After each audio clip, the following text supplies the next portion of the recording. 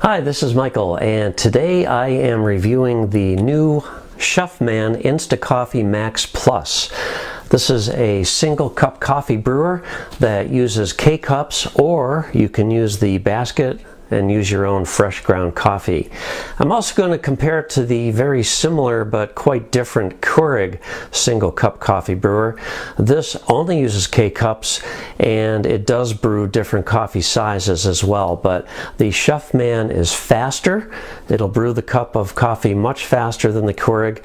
It also has a couple of nice features, not to mention the fact that it's a little bit taller, but it's not nearly as deep, and it's about the same width. So in fact, this is 6 inches deep, whereas the Keurig is 11.5 inches deep.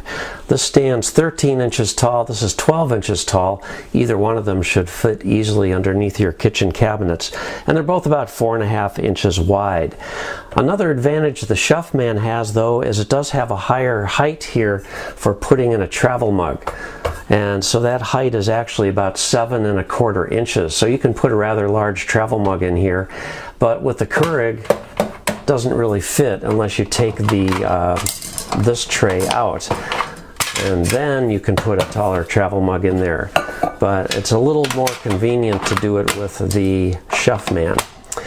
So this is the K-cup holder.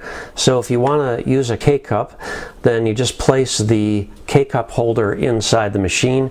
There's a small tab here that says front, so just make sure you get it orientated in there properly so it just drops right in. And then I will put this K-cup in here.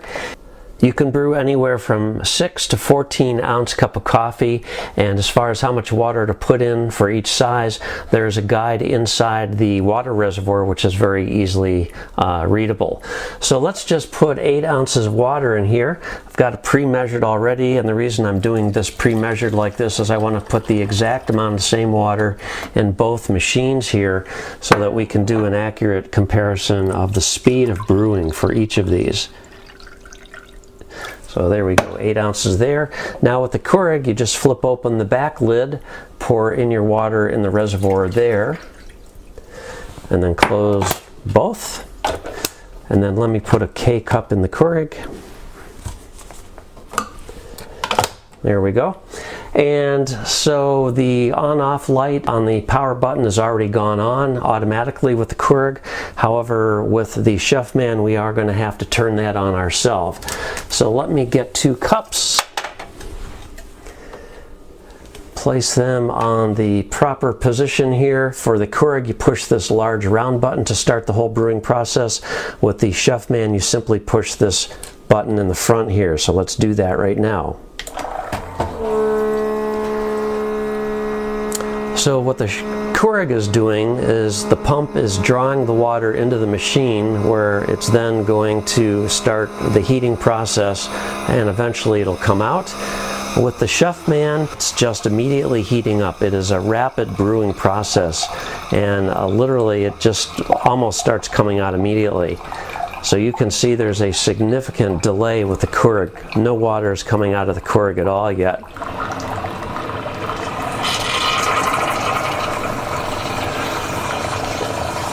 So the Schuffman, I'm getting a reading of 165 degrees, and that is hot coffee.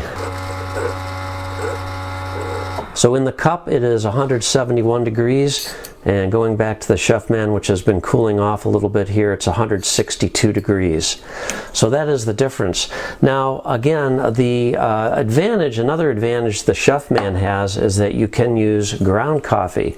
So let me get some ground coffee, and let's just do the same thing here, and then I'm going to do a little taste test and see whether the ground coffee has any advantage over just the K-cup.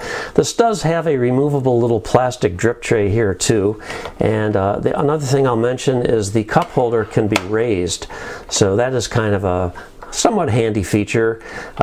It's not totally necessary, I don't think, but it is there if you want it. So I have my ground coffee. I'm going to measure the weight of the coffee just so that I can tell you exactly how much coffee this will hold. There is a max fill line on the filter basket, but you do need to make sure that your grind is correct as well. You want to use about a medium grind in this. If you get too fine of a grind, the water could actually overflow and won't flow through the grounds fast enough. You also don't want to put so much coffee in that it impedes the shower head here from getting the water through the grounds. So that's why you don't want to go above the max fill line. I've actually pushed it to the limit, and I've actually been able to get about 4 to 4.5 tablespoons of coffee in here with no problem, but they do recommend 3.5 tablespoons, and that should give you about 15 grams of coffee. You just sort of have to play it by ear. And 4 tablespoons. So that's 4 tablespoons, and I could probably get a little more in there if I really pushed it, but that's giving us 15 grams of coffee. And let me close this up. I'll take out the K-cup holder and put in, again, there's a label on here that says front, and we'll just drop that in there.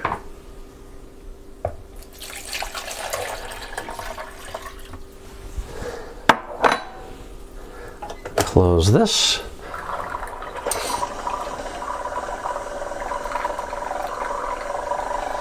As far as the temperature, this is also reading 165.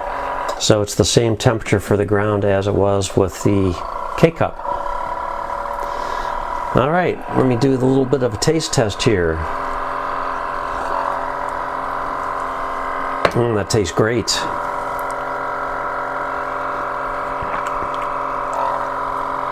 And the K-cup tastes not quite as strong, so you can actually get a stronger cup of coffee if you're putting your own ground coffee into the basket.